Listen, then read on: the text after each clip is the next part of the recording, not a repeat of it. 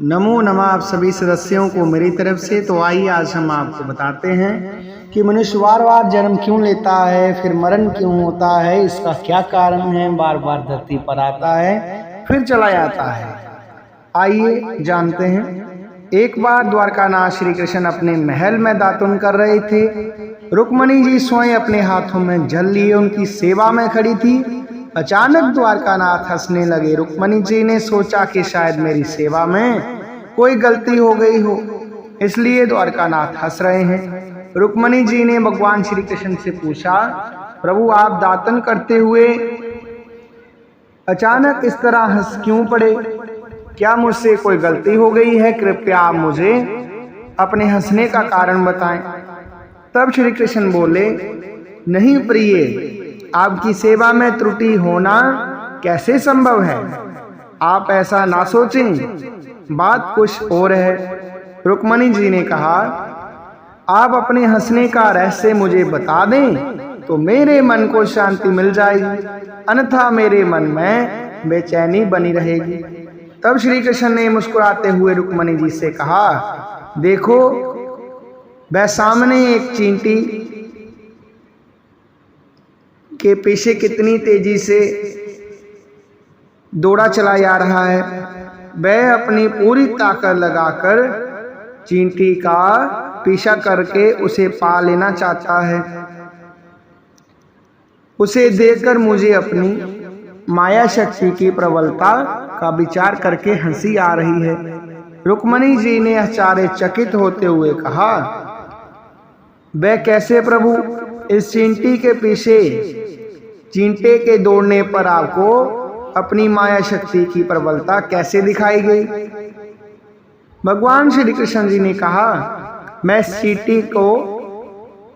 चींटे को 14 बार इंद्र बना चुका हूँ। 14 बार देवराज के पद का भोग करने पर भी इसकी भोग लीपाशा समाप्त नहीं हुई।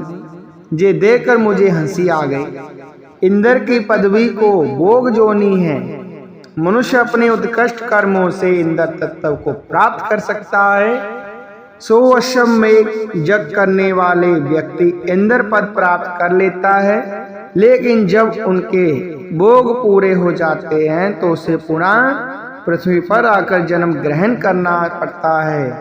प्रत्येक जीव इंद्रियों का स्वामी है, परंतु जब जीव इंद्रियों का दास बन जाता है तो जीवन जो है उलूषित हो जाता है और बार बार जन्म मरण के बंधन में पड़ता है।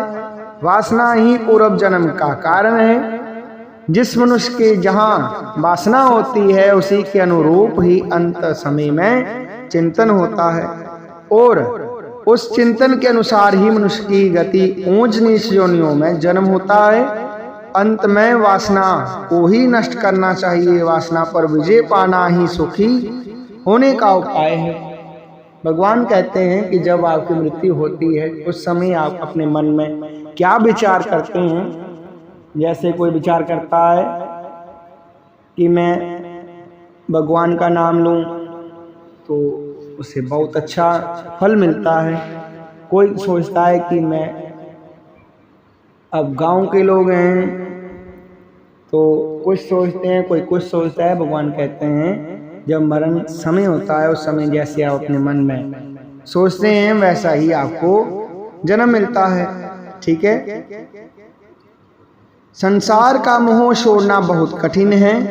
वासनाएं बढ़ती हैं तो भोग बढ़ते हैं, इसे संसार कुट हो जाता है। वासनाएं जब तक क्षीण ना हो तब तक मुक्ति नहीं मिलती। पूर्व जन्म का शरीर तो चला जाएगा परंतु पूर्व जन्म का मन नहीं गया।